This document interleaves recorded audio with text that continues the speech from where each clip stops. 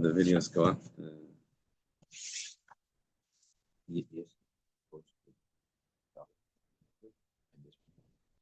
Okay.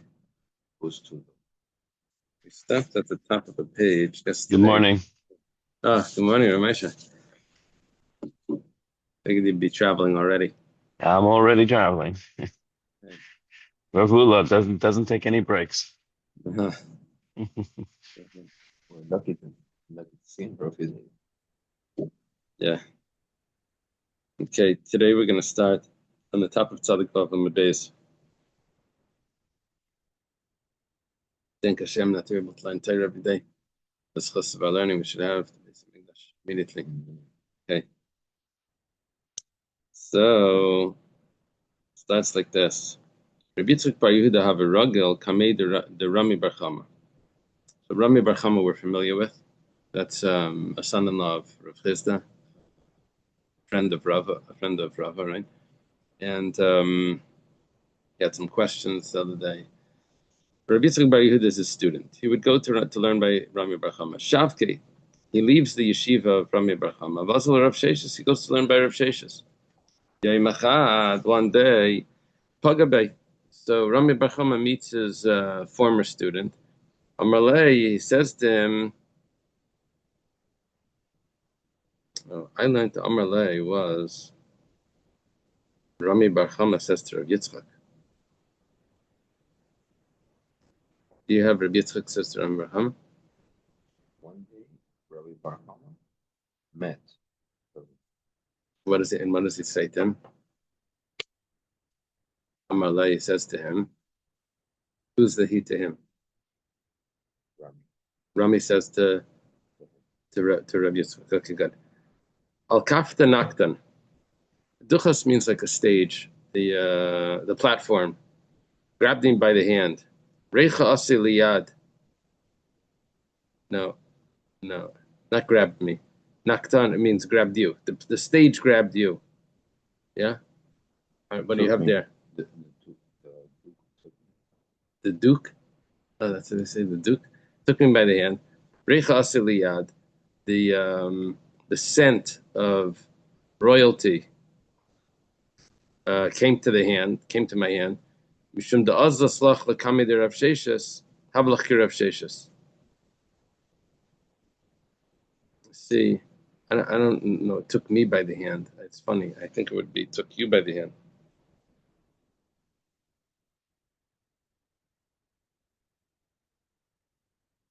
Oh, I have him as a tax collector. He collected his taxes. Yes, he took away his student. Oh, yeah, still doesn't explain. Well, so I thought that he would be saying that Rami Bar Chama is telling Rabbi Yitzchak that you were taken by Rav Sheshes, right? And he says, because you went to Rav Sheshes, you're going to become like Rav Sheshes. Yeah. Yeah. Now, what does he mean that the Duke took you? I think what's confusing everything is because it says before that, as the folks saying goes. So maybe it's not. It's a folk saying. Okay. So it means it's a parable. What does the parable mean? That the Duke took you by the hand. So Rashi says that you think you're so hot, you're going to the great people, to Rav Sheshes. You think you're going to be like Rav Sheshes. You think if you just do the simple act of going to learn by him, that's going to make you like Rav Sheshes. Amalei. In my commentary here, I think it's totally messed up. Amalei, Rav Yitzchak responds, Lav mishum hachi. It's not because of this that I went to Rav Sheshes. Rather, it's mar. The truth is, the master, when it comes to Rami Bar Chama, kibeinu milsa pashli misvara. Rami Bar Chama would answer from logic. When I would ask you a question, you would give me a logical answer. And when I would find the brisa that says different, so it would slug up. It would refute your answer. You'd say that okay, I can't argue on the Tanaim. However, Rav Sheshes, when I asked Rav Sheshes a question, Pashtim Masnisa, Rav Sheshes was known to be an expert in brises. So he says, when I ask Rav Sheshes a question, he gives me right away an answer from a brisa. Even if you're going to find another brisa that contradicts the brisa that he quoted, Uparcha, and it asks a question on it, Masnisa, so what? I still have a support from another one. It's a contradiction between brises, and so what? Big deal. So, but I still have a brisa. Amarlei, so Rami Bar Chama says to Rav Yitzchak, "Boy minay melsa." Ask me. Let's try it. Ask me a question. Div shalochki masnisa. This is like a gamble. He doesn't know how this is going to come out, and I'll answer you from logic, and it's going to fit perfectly with the brises. You'll see.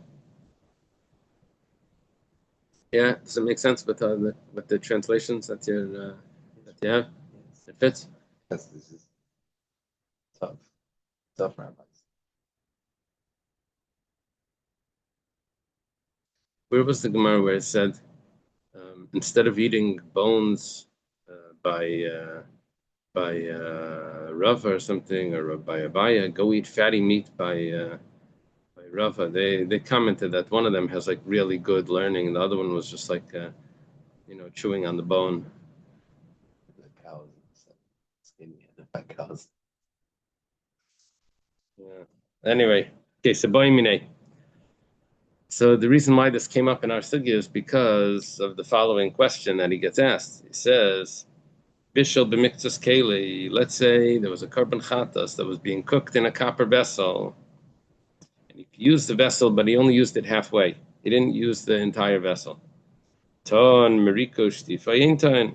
Does it require the meriko shtifa, which means the purging, or does it not require? Question is, does the entire vessel require, or is it only the part of the vessel that was used? Amalei, so Rami Bar Chama responds, Einaton. It doesn't require, only the part that was used. Just like we learned by the blood. When the blood spritzes on a garment, we said that you don't have to launder the whole garment, you just have to do spot cleaning. Just that spot that the blood got absorbed into.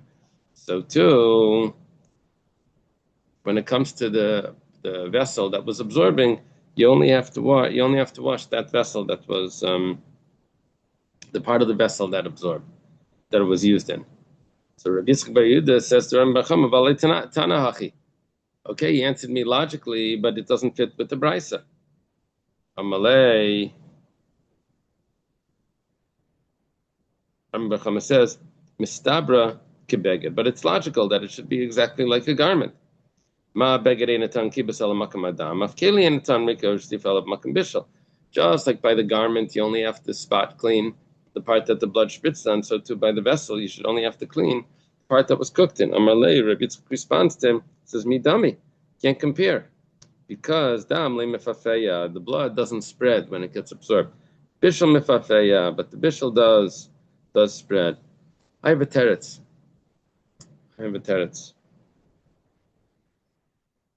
To the answer like this.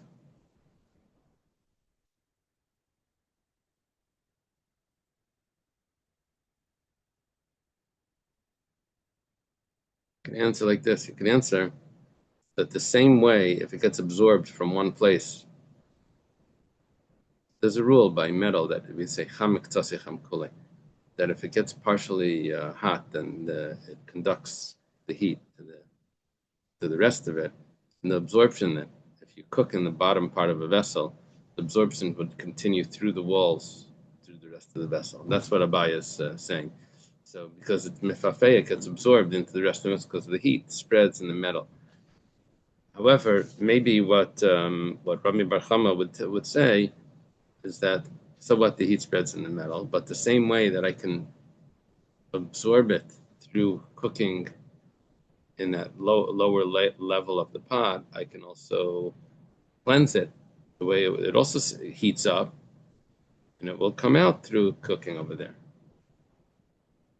In other words, what Rabbi Yitzchak is claiming is that because it gets absorbed throughout the vessel, so then because it's cooking, so therefore you should have to kasher the entire vessel, not just kasher. You should have to purge the whole vessel with special halachas, however this works.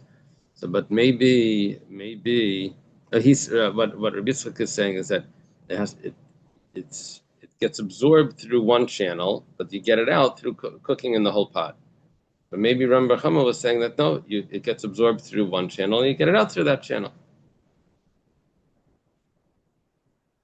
Right? Anyway, okay. Roy Tanya. Now he goes on to for the punch. He continues. He says Tanya was taught in a brisa chaymer bahaza mimriku shtifa, that there are stringencies with the blood over the purging of a copper vessel that a chatas was cooked in. Chaymer mimriku shtifa bahaza. There's also a stringency, the opposite of the purging of the copper vessel over the blood that spritzes on a garment. What's the stringency of the spritzing of the blood on a garment? This would apply whether it's halfway down. This would apply if it's a chatas that goes inside the sanctuary, or a chatas that stays outside the sanctuary. Right? Those the regular chatas or the special chatas. Either one, there's blood that has to be sprinkled. The blood that has to be sprinkled, if it ends up getting on the garment, it needs to be cleaned and it needs to be laundered. It exists before this halacha applies, before the sprinkling of the blood. So, however, mriku shtifa is not like that. Because mriku shtifa is applied to the chatas that's eaten. The chatas pnimis is not eaten. It goes in the saying the blood is entered into the sanctuary, but the flesh is burnt outside of the courtyard, and so it's not eaten. It also there's no vessel that cooks it, and also what else is there?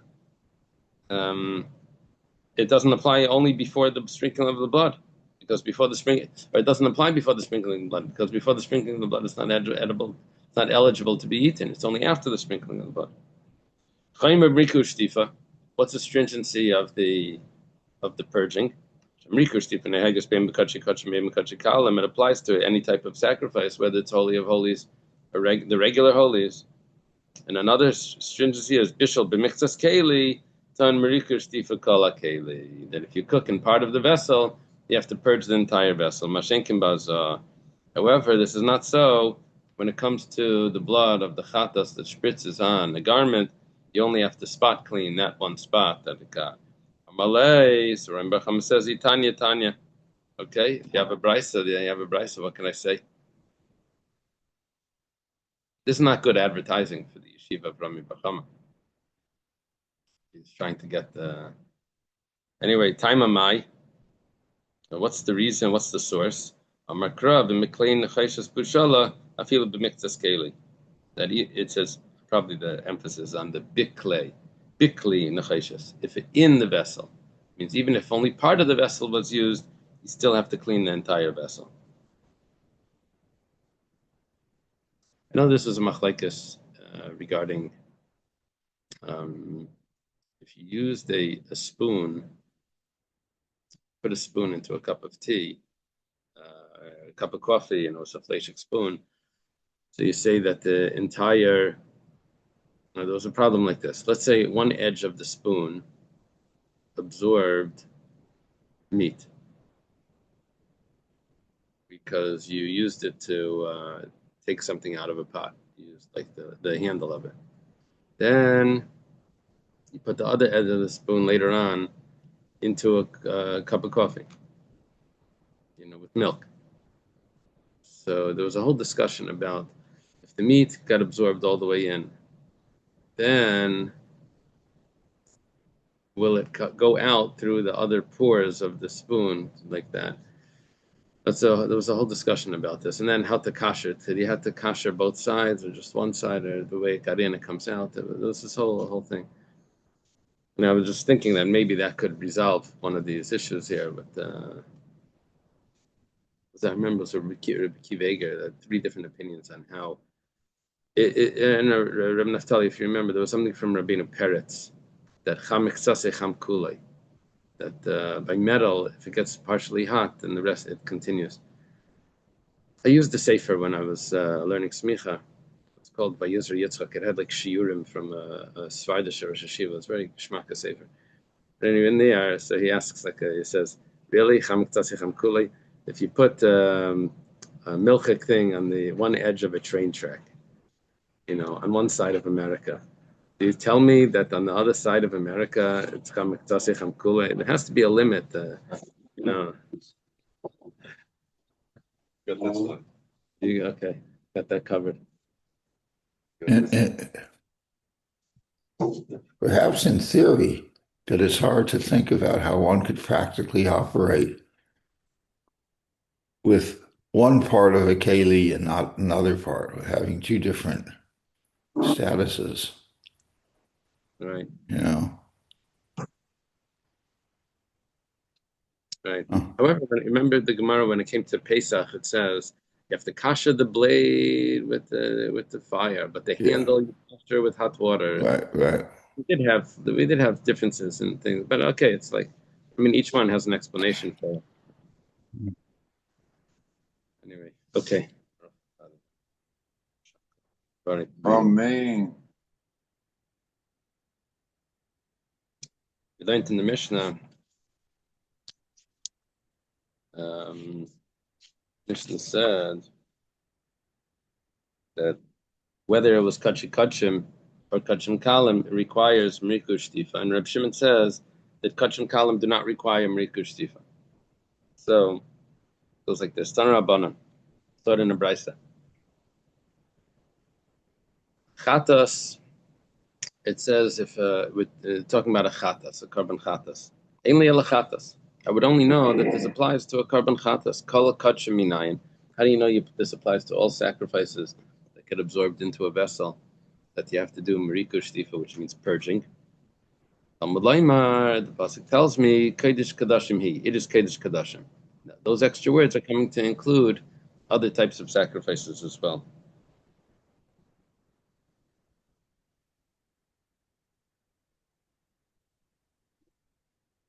Question is, how do you know kachim kalim if it's literally explicitly kachim? Let's see. Yachal shani mar besachuma. Maybe it's coming to include everything. Maybe it should also include truma. That you should have a special halacha that if you use a keli to cook truma, you make farina, right? Or you oatmeal, because one of the grains, truma applies to the grains, to the 5 grains. So does it apply to all 5 grains? Yeah, because each of the 2, wheat and barley, are the gancha, right? That would go under your grain. Then you made porridge in a pot. How do you know that you don't have to purge the pot like you did with a carbon chatas? Talmud Laimar, the pasuk says Isa. The pasuk says Kol zachar b'kayin yechal Isa, that any male kayin is allowed to eat it. So that's prat l'truma. It says Isa, eat it. It's only referring to it, which is referring to a carbon. It's coming to exclude truma. Divrei Rabbi Yehuda. That's the words of Rabbi Yehuda. Reb Shimon, if you remember, Reb Shimon said in the Mishnah that it only applies to kachi kachim. It doesn't apply to kachim kalim. Reb Shimon says kachi kachim to nemrikur shtifa, kachim kalim into nemrikur shtifa d'ksiv kodesh kadashim. It says clearly kodesh kadashim. Kachi kachim and kachim kalim lie. So first of all, we have a name for the opinion of the Mishnah, which before we thought that was just the Tanakama. Now we know it's Rabbi Yehuda, right? My time with the Rabbi Yehuda. What's the reason for Rabbi Yehuda that says that kachi kalim, the sacrifice of lesser holiness, for example, the shlamim, the vessel needs to be purged. It says in the pasuk kachi kachim. It says mideh tzrich isa lemutei truma. He says because I need the word isa, it, to exclude truma. That would mean michlal. That implies the kachi kalim to nemrikur shtifa, that everything else that's not truma would require purging. Right? If kachi kalim didn't require, then I wouldn't need a pasuk to exclude truma. It would be an automatic, right? Reb Shimon Amalach, Reb Shimon says to you, Isa kedamrina. Now, Reb Shimon actually several pages ago said that Isa is not coming to exclude truma. He says Isa is coming to exclude the korban chatas that was puzzle. It's when do you have these laws of the blood and all of this that only applies to a chatas that's kosher. But if there was any invalidation of the chatas, then it wouldn't apply. So he doesn't have the isat to exclude truma. So therefore, for him, it says kachi kachim. It only means those that are the higher level of holiness. The Gemara says a truma leiboy shtifa marika. That's the way of saying it. Usually, the expression is marika shtifa. It feels uncomfortable, you say southwest, but if you say west south, it sounds like what? South? What do you mean west south? That's you just have to say it like the right order, Hats and jackets, you see, jacket and hat. You say anyway. It says shtifa marika. Okay, Tanya, it says, but truma doesn't need shtifa marika. It doesn't need to have the purging. But Tanya, but the Brisa says, if a pot that cooked meat, you shouldn't cook in it milk. Bim bishel, but if you did cook in the pot milk, b'nois and tam. See if the meat gives a flavor in the milk. Now the rule is that you never have 60 times the contents of the pot over the material of the pot. That's the general rule. How is it possible that it's b'nois and tam? The pot was cooked meat, and it's never going. You'll never have 60 times the amount that it gives nice and time, that it gives flavor, approximately. Right? That's why we said 60, because that's the amount of. So probably the explanation is that if you cooked in the pot just a little bit of meat, you can't get more meat than the amount you cooked, right? Then you used it to cook to boil up a whole thing of milk. You're making yogurt or something, hot cocoa. Make a big pot. So then what we do is you'd estimate how much you put in the first time, how much meat was in there, how much milk was in there. And if the 60 times that milk, you can't have more than was originally. It doesn't grow. Meat doesn't grow, right? It's only that amount. Okay, so b'nois and tam. When it comes to Isser, it could grow. By Isser, by prohibited things, there's something called chaticha nasas nevela. That when you only put in one little piece of pork, but the rest of it, but everything else in the pot becomes treif. It spreads, right? So you end up with more prohibited food than what you started with. It's called chaticha nasas nevela. Everything turns over, it becomes prohibited. When it comes to meat, milk, it doesn't become fleshig. It's just only the amount of meat that was. Anyway, so truma, you cook the pot, you cook truma in the pot, you made the farina with truma grains, and you shouldn't cook in it other regular mundane food. Then bishul, if you did cook b'nois and tam, and it has the amount of flavor that goes in here, it's much easier. You don't have to get a guy to taste it. You get a kayan to taste it. Does it taste like farina? Right? Oh, you don't know what farina is? They don't make it anymore? Not everybody went to yeshiva. So, okay. So what do we see over here? It says truma. It says you have to. That means obviously you have to kasher it. Otherwise, it's going to give a flavor into the chulin. It says lo yivashel b'chulin. Don't cook chulin in it. What it means you have to. Amar Abaya. Abaya says leit tzricha. No, that's necessary. It's only necessary. Ela l'da amar mar. What the master taught before. Bishul b'miktas keli tam rikur shtiva kala keli. Truma leitzarach elamakim bishul. There's a special halacha of mikur shtifa.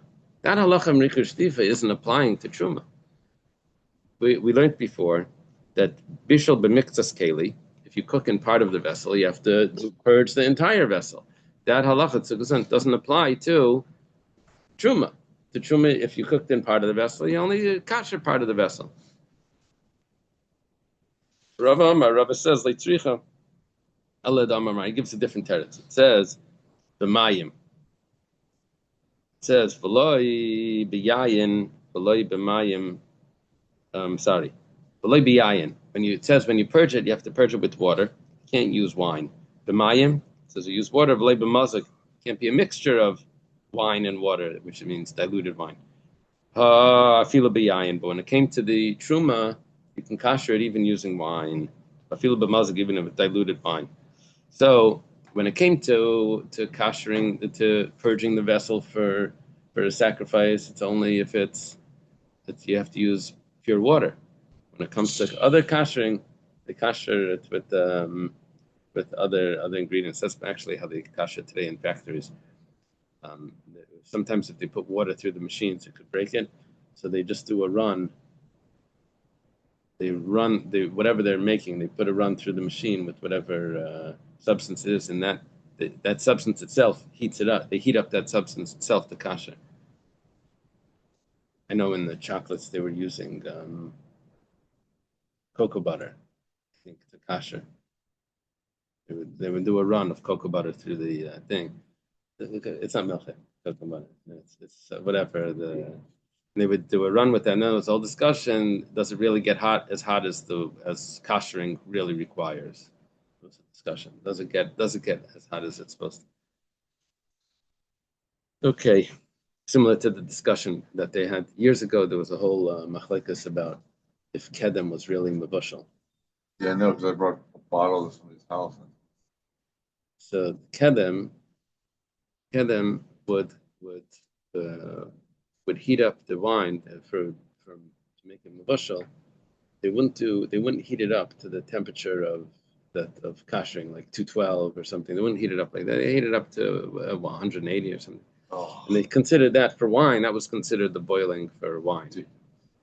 And I think Reb Zalman Shimon held that wasn't good enough.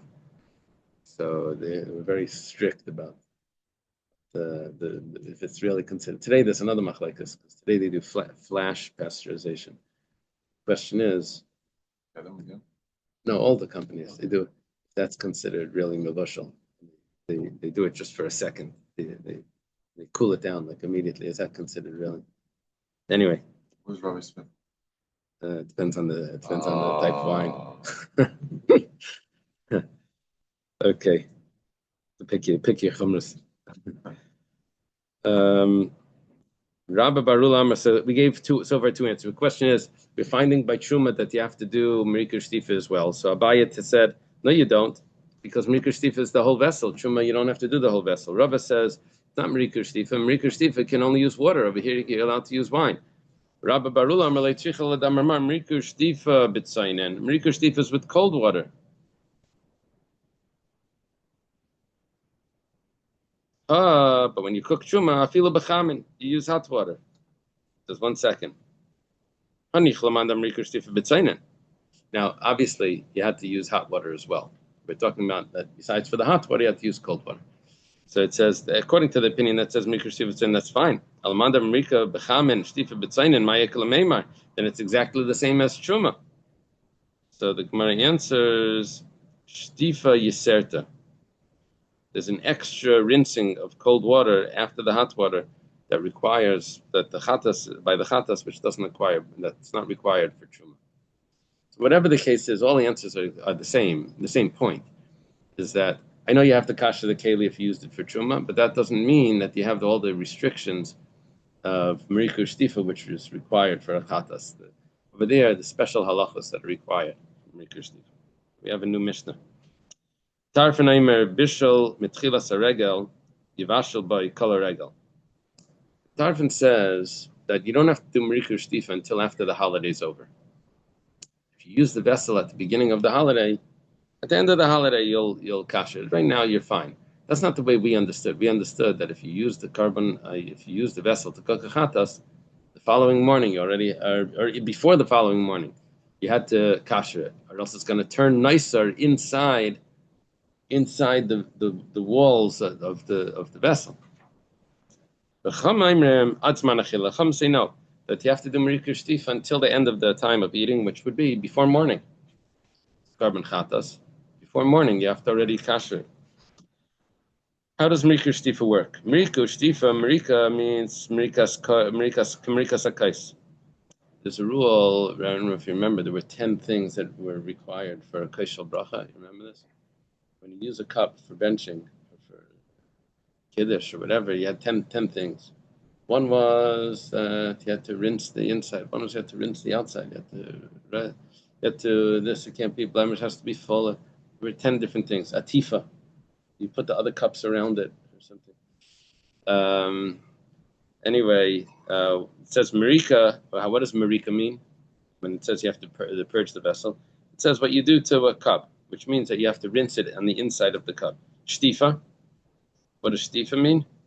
That kishtifa sakais, like the way you wash a cup for kaishal bracha. What does that mean? That you have to wash the outside.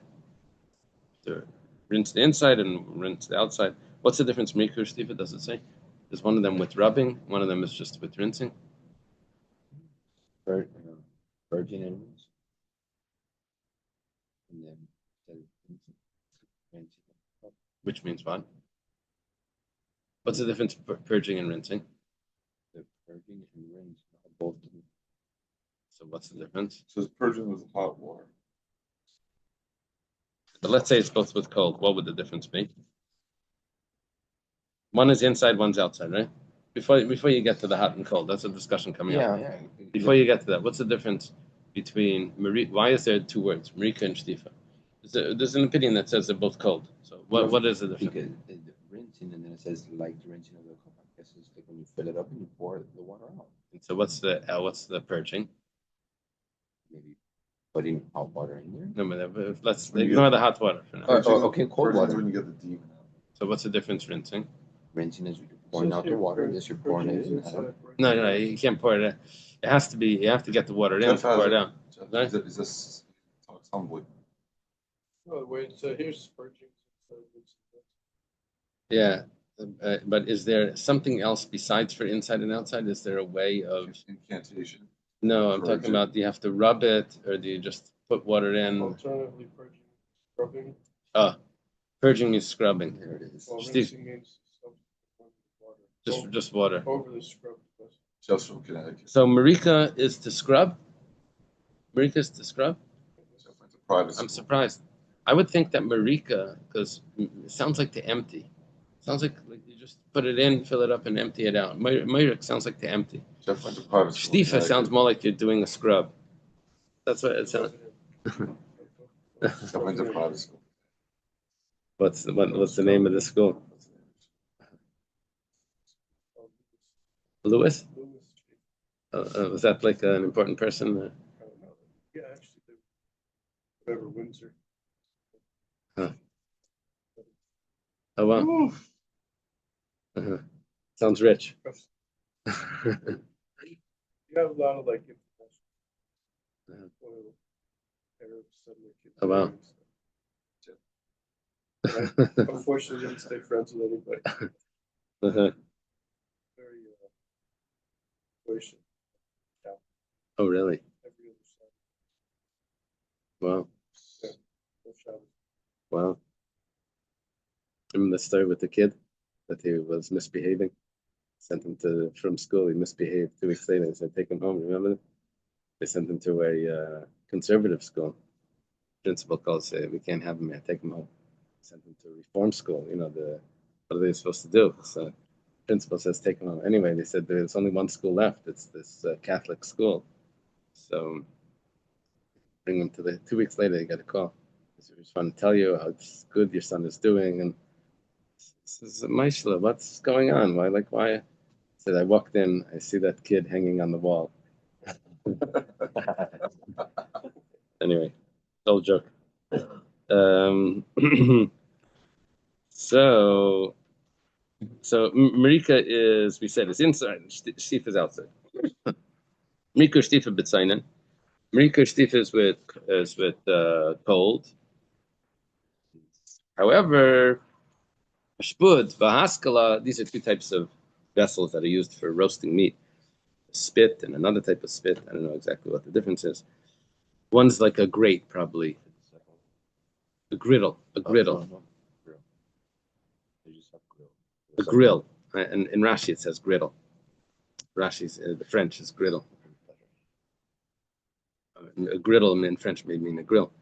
Magil and Mechamen, those you have to use hot water. Okay, that was the Mishnah. My time with Reb Tarfon. What's the reason for Reb Tarfon that says that you have the entire Yom Tif to do Marikur Shtifa? It's going to become nicer before you know it, right by the morning.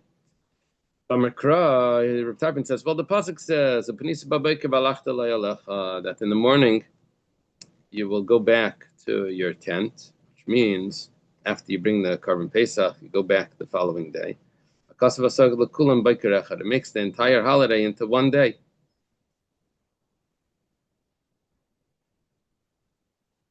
So therefore, you can leave the vessel the entire holiday. Maskefla Rav Achtavai Barami. Rav Moshe, Rav Achtavai is back. Rav Achtavai Barami, he says that 1 second, B'chiyim Pigel Beregel. What happened to all Yeah, the that's halachas? true. What Yeah, happened as to soon as I heard it, recognized. what happened to all the halachas of the one day thing? You're telling me that all the halachas just fell off because it says of Anisa Babaika. That means that if someone has thoughts of eating the korban after 2 days or after a day, it's not going to have these halachas because it's a holiday. They ain't pigel beregel, they nice beregel. You have all the halachas should apply to a holiday as well. It's not just like the whole holiday is 1 day. It doesn't work like it. You don't have the regular halachas. Maybe that's what you're going to hold. Whole holiday is 1 day, and you don't have those halachas. Vatani, the problem is Reb Tarfon only said that it's regarding Marikur Shtifa. He didn't say it's regarding everything else. So what's the pshat that it's regarding Marikur Shtifa when it comes to purging and rinsing, that you have the whole Yom Tov. Ella, Kid Rab Nachman, rather, the pshat is what Rav Nachman says, Amar Rav Avuah, in the name of Rav Avuah, Amar Rav Nachman, Amar Rav Avuah, Kol Yom B'Yom Nasigil L'Chaveri. There was an assumption that the holiday, there were so many sacrifices, that every pot that was available would be used every single day, multiple times. So what you would do is, you would use it for a korban chatas, then you would use it again for not another korban chatas, well, you could use it for another korban chatas, but before the end of the day, you use it for shlamim. Use it to cook shlamim. Now, nasegil l'chaver. Remember, he said you can kasher with cooking. It doesn't have to be just a regular kashering pot. While you're cooking, you're kashering. You do a run. So here, what you would do is every day the absorption would leave. The absorption of the chatas would go out through the cooking of a shlamim. And a shlamim, instead of giving you 1 day, gives you 2 days. Now tomorrow I would do the same thing. I would cook a chatas and I would cook a shlamim before it gets dark. And then each one. Now at the end of the holiday, you don't have so many sacrifices coming in, so you'd have to do Marikur Shtifa. Okay. The Chum say Adzman Achila. You don't have the whole holiday. You only have until the amount of time it has to eat the sacrifice, which is until the morning. Micah Amar, what's the opinion of the Chachamim? Amar Rav Nachman, Amar Rav Avuah, Mamtin Adzman Achila, B'Hadar Abed L'Marikur Shtifa. You wait until the end, and then that's when you do Marikur Shtifa. Minani Mila, how do you know that? Amar Rabbi Yochanan, Misham Abi Yosi, Ksiv Umayrak V'Shutav, Ksiv Kol Zachar B'Kainim Yechal. It says that you should rinse it and purge it, and it says all the male kainim they'll eat it. Kate said, how do they do this? Mamtin La'Tzeif Manachila V'Hadar Abed L'Marikur Shtifa. In other words, what's the connection between these two psukim? The eating and the purging says that he would wait until the latest time to eat it, and that's when they would do the purging. Marika, we said, is Marika Sakais. Is like the rinsing of the cup, which we said was from the inside. Shtifa Sakais. The shtifa is like the scrubbing of the cup, which we said is the outside. Taner Rabbanan, it was taught in Raisa. Marikur Shtifa b'tzayin and Divrei Rebbe. Rebbe says that it's done with cold water. Chachamim Aimrem Marika b'cham Shtifa b'tzayin. Chachamim say that Marika is hot water and Shtifa is with cold water. My time with the Rabbanan. What's the reason for the Rabbanan that say that Marika is with hot water? Right? They said no. The Chacham, the second opinion. Second opinion says Marika is hot water. It says just like when it comes to kashering a tray for pot. A pot that was used by a non-Jew for non-kosher food. You have to use hot water to get out all the flavors. So too, when it comes to kashering from a chatas, you have to use hot water. Rebbe Amalach, Rebbe says, Hagala like Kamina. I'm not talking about Hagala. This is not Hagala. This is not a kashering station. Ki Kamina lemrikar stifet the basar Hagala. You already did Hagala. Talking about that after the Hagala, you have to use cold water in the inside. You have to use cold water on the outside. That's a separate halacha. Rabbanan, what did the Rabbanan say? Im Kain, if there's a separate din of cold water afterwards, Lichtiv kra, mayrak.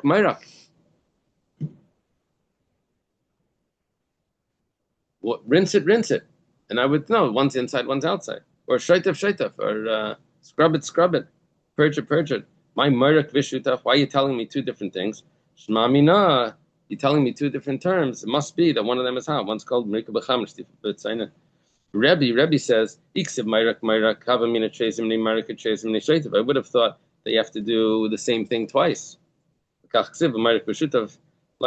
coming to tell you, Marika, that's tell me one's inside, one's outside. So that uses a different term.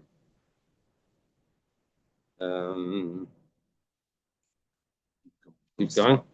Okay. Bishul bay kachim b'chulin. Let's say in the pot, you cooked in the pot kachim and chulin, or kachim kalam, or you cooked in the pot. Two types of sacrifices. If the one that's stricter is large enough that it gives a flavor in the other one, it wasn't 1 in 60. So then the one of lesser holiness is now eaten like the one with all the stringencies of the stricter one. Which would mean that if you only have 1 day to eat the sacrifice, a drop of karban fell into a pot that was cooking regular meat for the kiddush, and a little bit of carbon fell into it. So you would only have that 1 day until the morning to eat it. It's Friday afternoon. Sorry, you can't have it for the kiddush tomorrow. You have to eat it for the midnight chalent, for the right. Eat it before it gets morning. If there was enough carbon there to give a flavor. Ve'einen te'unin meriko shtifa. However, it doesn't require meriko shtifa. We have to see how that's going to fit, because you just told me that it's considered like the carbon. Ve'einen paislan b'maga, and if it touches something, it doesn't passel it.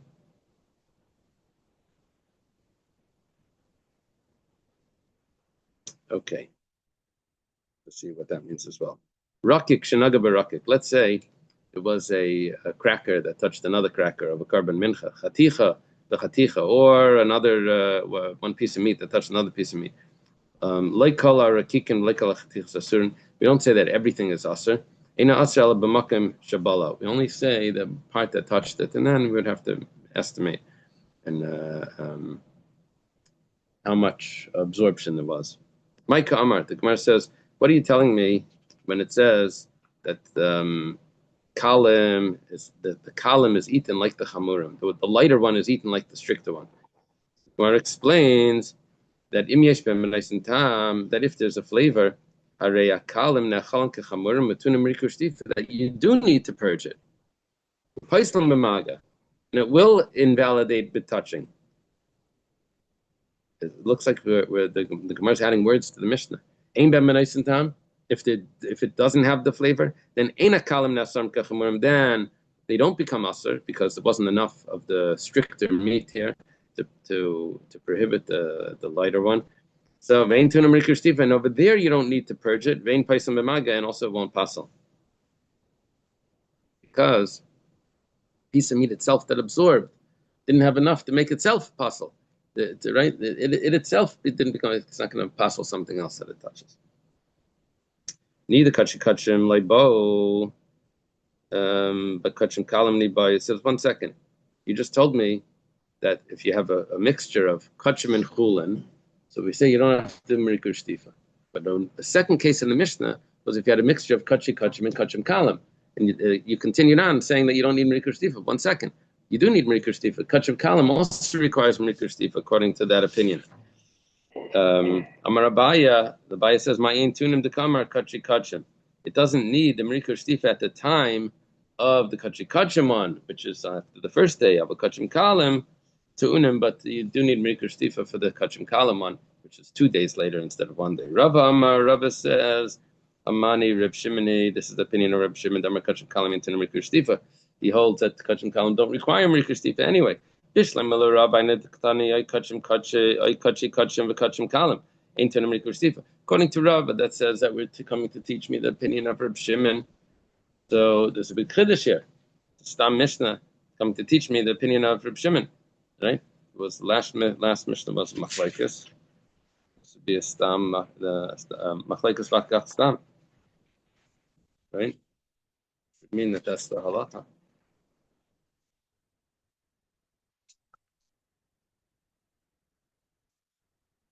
Yeah, isn't that interesting? It would be a Machlekes Vakach Stam. According to Rav, our Mishnah is coming to tell me the opinion of Reb Shimon as a Stam without a name. However, El Abaya, but according to Abaya, that says that both of them require Merikah Shtifa, Tarti Lamli. Why do we need two cases? The same thing. This one you need Merikah Shtifa for Kachi Kachim. You need Merikah Shtifa for Kachim Kalim. It's necessary. If you would only give me the first case where you have kachim together with chulin that were cooked, mundane food with holy food, sacred food, I could say that maybe chulin could nullify the flavor of kachim. And if it's so much, then you don't need to do it. Lav minayahu, because it's not the same type. When you have two different types, you can nullify one, gets nullified another. But I could say that maybe the quality of the type of food would make it that it can't nullify one another. Yeah. Vitana kachim kalim. If it would only say the other case, that where there's nullification. I could think that maybe kachim is strong enough to nullify the other kachim. But maybe the power of chulin isn't strong enough to nullify kachim. It would be like tumah.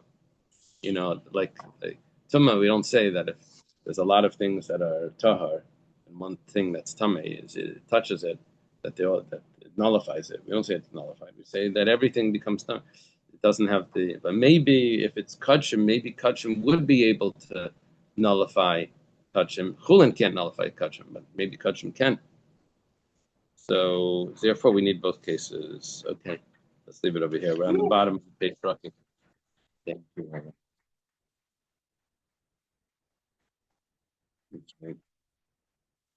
Good. 2 pages behind. Thank you. Okay. Happy Chanukah.